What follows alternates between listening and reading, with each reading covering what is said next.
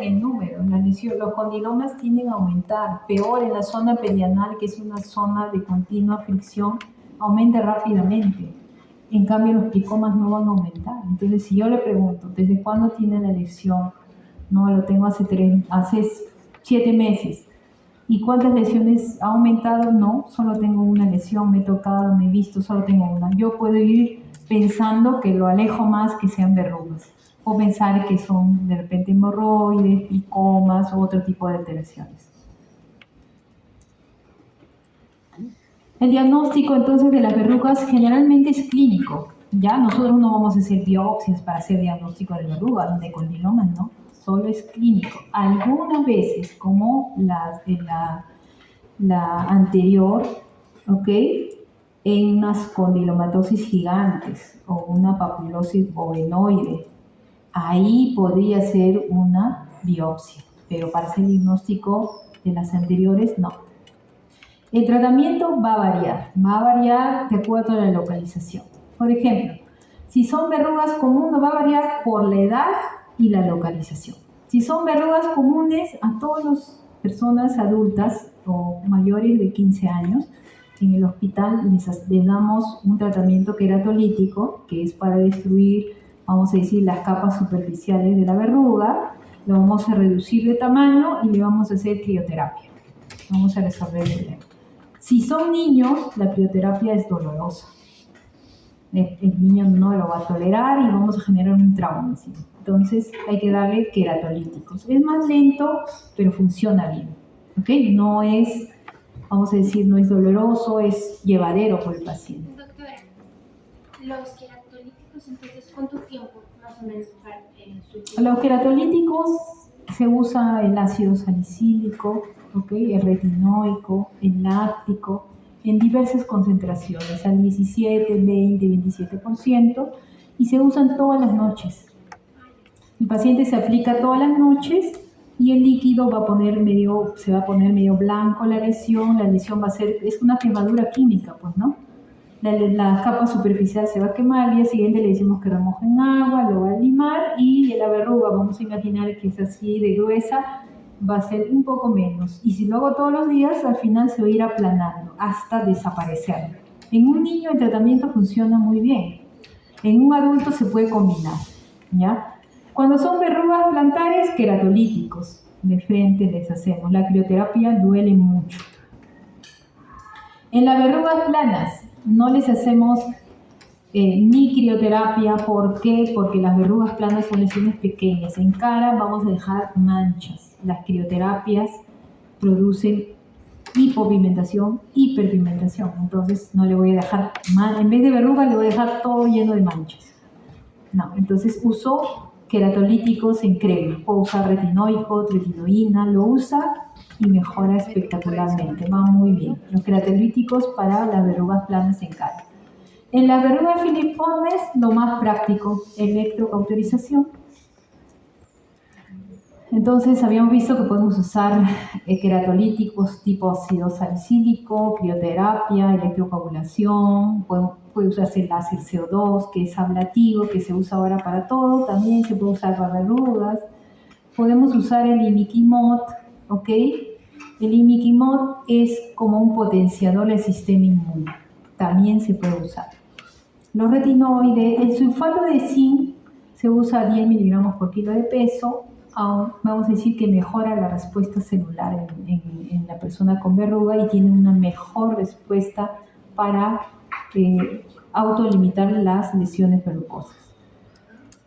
Otros tratamientos, cinta adhesiva, también el ajo. El ajo es una de las sustancias a nivel de la naturaleza que tiene mayores efectos antivirales, ¿no? Hay estudios que se hicieron por el COVID. ¿Okay? Hay personas que usan ajo, funciona también, se demora más. En el caso de los condilomas, usamos productos tipo podofilina. La podofilina es una sustancia extraída de una planta que tiene la propiedad de detener los procesos de replicación o de mitosis. Al detener la mitosis celular del epidermis en esa zona, lo que va a hacer es que no se replique más el virus, porque el virus es intracelular y usa toda la maquinaria de la célula. Si detiene la célula, no hay forma de seguir aumentando. Se puede usar podefilina, ácido tricloroacético, imiquimod, quimioterapia, láser, electrocoagulación. Puede haber recidivas, por lo que les mencionamos, ¿se acuerdan? En 3, 6 y 12 meses. Listo, hemos terminado lo de las verrugas. ¿Alguna pregunta? Los acrocordones son lesiones, no tienen que ver con los BPH, ¿ya? Tiene que ver con un cual, se ve personas obesas, tiene que ver inmunidad, no. Herencia genética, son, vamos a decir, proliferaciones de la piel en zonas de flexura. No tienen que ver con infecciones virales. Y habría algún problema porque mi papá tenía. Y bueno, no sé desde cuándo decían que para amarrar No, un hilito de costura. No, los acrocordones se usa electrocauterización. Se quema, se puede cortar la base y se cauteriza. Eso es lo que se hace con ese tipo de lesiones. ¿Y duele? No le digo que con el método tradicional te lo pones con un pelito. Ya. Todos los medicamentos, los que mencioné, a ver. La crioterapia es nitrógeno líquido, se usa un balón especial. Si rotan por dermatología van a ver. El nitrógeno a esa temperatura se vuelve líquido, a menos 196 grados, ¿ok? Todo el resto de productos, generalmente los queratolíticos tipo ácido láctico, retinoicos, la podofilina, son tópicos, se aplican en la zona. Los vía oral son el sulfato de zinc, por ejemplo, ese sí es vía oral, el imiquimod, el ácido láctico, el TCA, la podefilina son de tratamiento tópico, ¿ya? Son de tratamiento tópico. Los únicos vía oral, ahí está el sulfato de zinc y el nitrógeno de aplicación tópica también, en la zona. ¿Ok?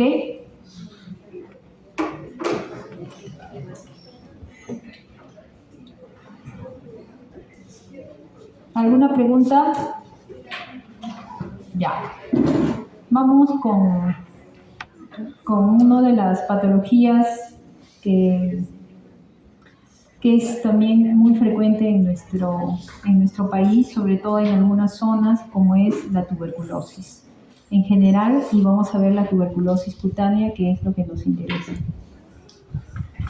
Bueno, esta enfermedad es producida por esta micobacteria, que todos sabemos que es ácido alcohol resistente, ¿ya? Que es muy sensible al calor y a la radiación ultravioleta, y eso nos va a interesar porque va a afectar en este caso la piel, que es una de las zonas que está expuesta a la luz solar. La tuberculosis extrapulmonar representa el 20 al 25% de todas las causas de tuberculosis fuera de la parénquima pulmonar, ¿ok? Y de ahí, la tuberculosis cutánea es un porcentaje pequeño, 1 al 4%, o sea, es muy poquito. Pero si lo vemos, si hay mucha frecuencia de tuberculosis, ¿ok? Va a haber, ese porcentaje va a aumentar en números, se puede ver. En general, se acepta que la piel es un órgano poco receptivo para el bacilo de la tuberculosis, ¿ok? No es un lugar donde la bacteria se sienta muy cómoda para proliferar. Por lo tanto, va a haber una atenuación de su virulencia, ¿ya? Por lo tanto, las manifestaciones van a ser menos evidentes y floridas. Van a ser de curso más crónico, van a tener menos cantidad de las bacterias, ¿ok? Y va a ser difícil hacer el diagnóstico. Hay varias clasificaciones de tuberculosis cutánea, pero esta clasificación que me parece que es más práctica. Aquí clasifican a la tuberculosis cutánea según el tipo de diseminación, o sea, quiere decir, ¿de dónde vino la bacteria? Exógeno, de afuera hacia la piel. Endógeno, que fue de una lesión primaria fuera de la piel y que de ahí secundariamente se contaminó la piel. De infección exógena, o sea, de causa externa, que la bacteria haya ingresado a la piel, tenemos el chancro tuberculoso, que es por inoculación directa, donde la carga de bacterias es más o menos, vamos a decir que se puede ver en buena cantidad. La tuberculosis tipo verrucosa también es indirecta, que tiene poca cantidad de bacterias. El lupus vulgar, que puede ser de inoculación directa y también de diseminación hematógena, y un tipo pseudomicetoma, de inoculación directa, con características parecidas a esta infección. Y las de infección endógena quiere decir que son de un foco interno y secundariamente la piel. Tenemos al lupus vulgar, que lo habíamos mencionado, a la escrofulodermia, que es la más frecuente y la que conocemos seguramente, la tuberculosis biliar, la orificial y el absceso tuberculoso y algunas tuberculitis. Entonces vamos a desarrollar. El chancro tuberculoso sería como el complejo primario, pero a nivel cutáneo. Se ubica, vamos a decir, ahí hay una buena resistencia a que haya una infección por esta bacteria. Es una inoculación de tuberculosis cutánea, generalmente en una persona que no ha estado en contacto, por eso es una primoinfección tuberculosa. Ocurre en niños que no han sido vacunados. Habíamos dicho que la vía es exógena y en zonas expuestas, como el tronco y las extremidades, donde hay una alteración de la barrera cutánea, obviamente, y permite que la bacteria pueda ingresar. Al inicio es una pápula, que luego va a crecer en placa, se va a hacer una úlcera indolora, generalmente gruesa, granular, de color oscuro, bordes indurados e irregulares. Aquí está la foto de esta lesión, que aquí ya es una placa con centro ulcerado, con bordes eritematosos. ¿Ok? El siguiente tipo es la tuberculosis verrucosa cutis. En esta forma también es de vía exógena, pero es en una persona que ya tenía una infección anteriormente. Se da a partir de animales contaminados, por inoculación directa a partir de material biológico contaminado de pacientes bacilíferos. ¿Qué quiere decir? Son pacientes que pueden tener tuberculosis, pero, por ejemplo, tuberculosis pulmonar, pero a la hora de toser van a tener contacto directo del bacilo en una zona de alteración de la piel a nivel de las manos, por ejemplo. Entonces, o a nivel de salida de alguna tuberculosis, por ejemplo, urogenital o digestiva, ¿no? Y ahí, cercano a eso, van a ser ese tipo de tuberculosis verrucosa. Se caracteriza porque al inicio es una pápula, un nódulo queratóxico que evoluciona a una placa verrucosa de bordes irregulares. Así lo podemos ver. ¿Ves? Es una placa de aspecto verrucoso, eritematoso, irregular, con superficie, con descamación o presencia de alguna cosa. Al inicio pueden ser así. Aquí hay múltiples placas. Hasta ahora hemos visto el chancro tuberculosis y la tuberculosis verrucosa. Vamos a pasar a la lupus vulgar, que es la presentación que puede ser de infección exógena o endógena.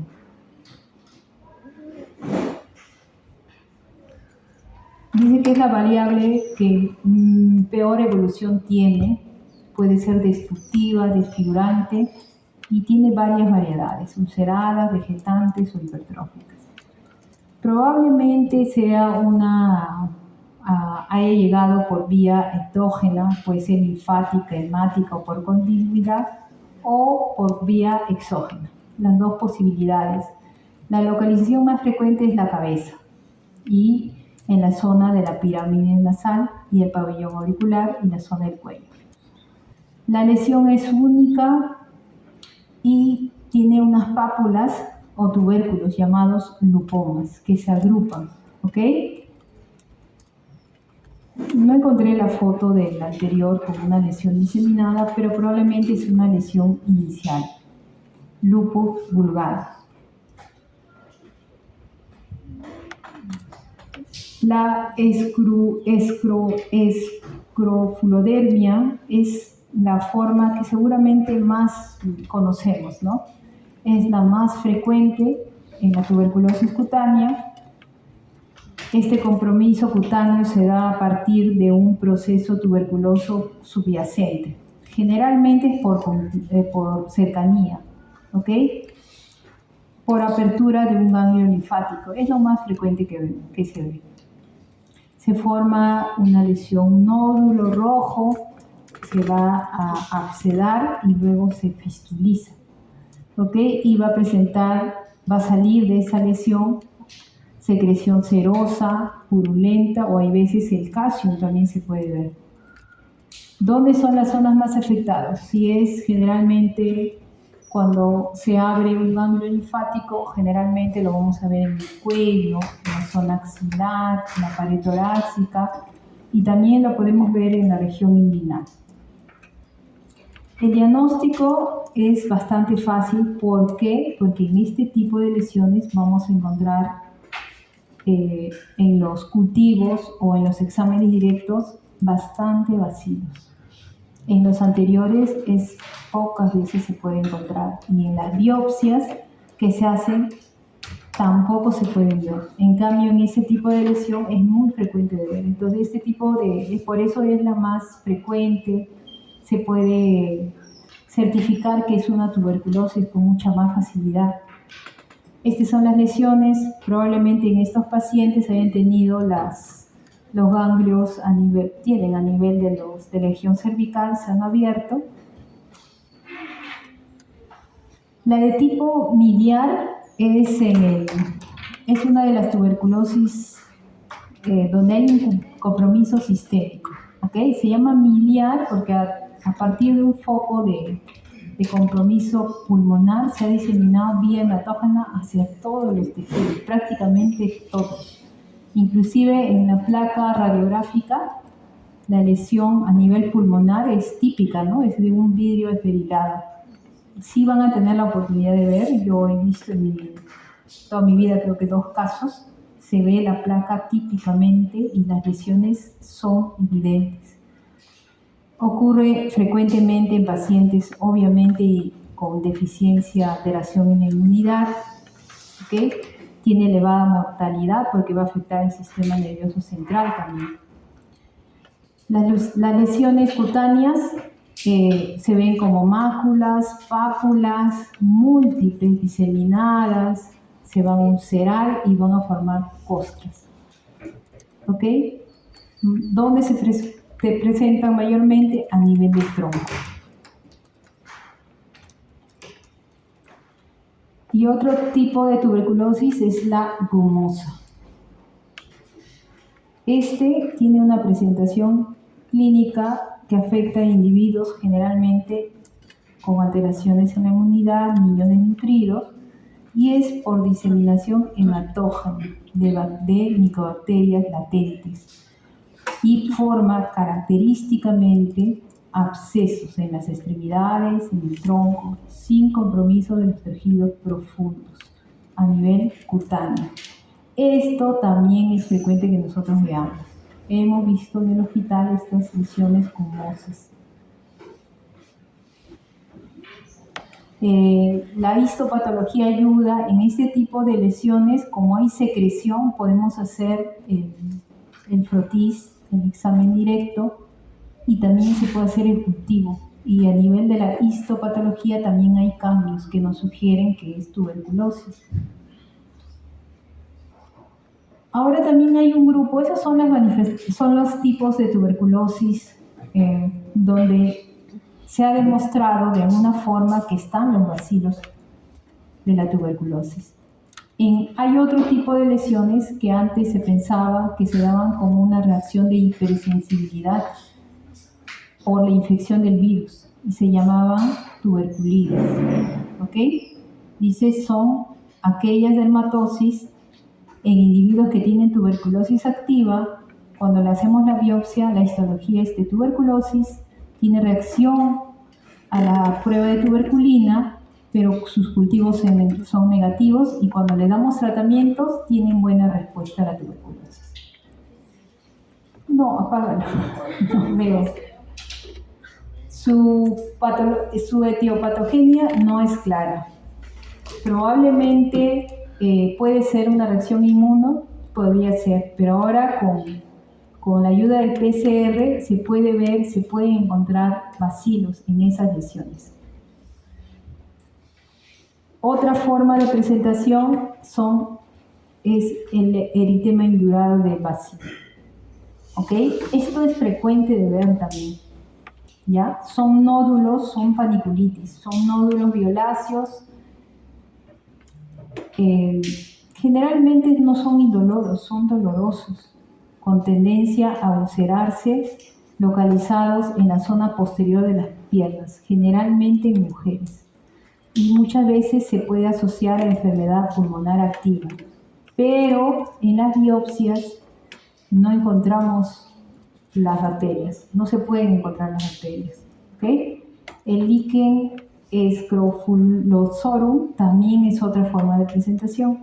Son pequeños nódulos, es menos frecuente de ver, ¿ya? Son pequeños nódulos con cambios de coloración hipocrómicos, foliculares, parafoliculares, que se agrupan formando placas ovales, frecuentemente a nivel de tronco. ¿Okay? Este viene a ser el eritema indurado de Bacin. Las lesiones son nódulos calientes en regiones posteriores de las piernas, generalmente en mujeres. ¿Cuáles son? El criterio de tuberculosis cutánea no es fácil, es difícil. Por eso algunos han sugerido que deben cumplirse dos grupos de criterios absolutos y relativos. Los absolutos es que el cultivo salga positivo, como en todos los casos de tuberculosis, o que el PCR salga positivo de la lesión. Los criterios relativos, bueno, la historia clínica, que haya tuberculosis en ese momento en otra zona, PPD positivo, histología compatible, que tengamos el bacilo en algunas zonas, y la respuesta al tratamiento. Histológicamente, ¿cómo se ve? Es característico, ¿no? Hay un granuloma tuberculoide, hay células gigantes, con linfocitos, monocitos. En la zona central vamos a encontrar muchas veces necrosis gaseosa, pero la histopatología va acorde a la presentación clínica. ¿Qué quiere decir?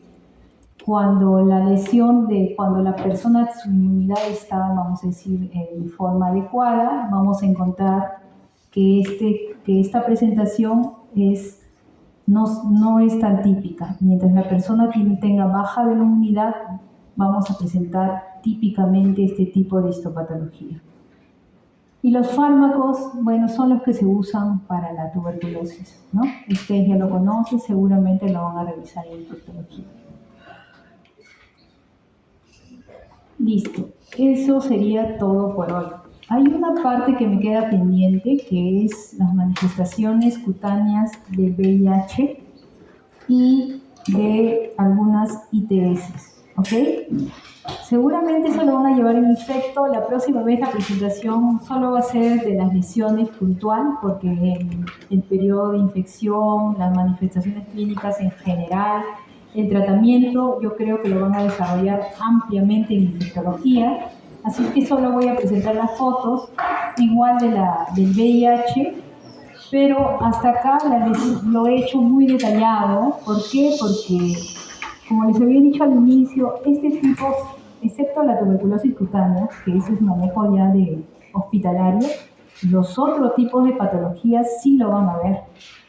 Entonces, ¿qué es lo que hacemos con un paciente? Diagnosticamos, pedimos algún examen si necesitamos y venimos hacia tratamiento del paciente, prevención del paciente. Cómo se va a evitar la reinfección o la infección hacia otras personas, ¿ok? Esa es nuestra función. El paciente no va a ir solo para que nosotros nos miramos y digamos, sí creo que es un impétigo, ¿y qué le doy?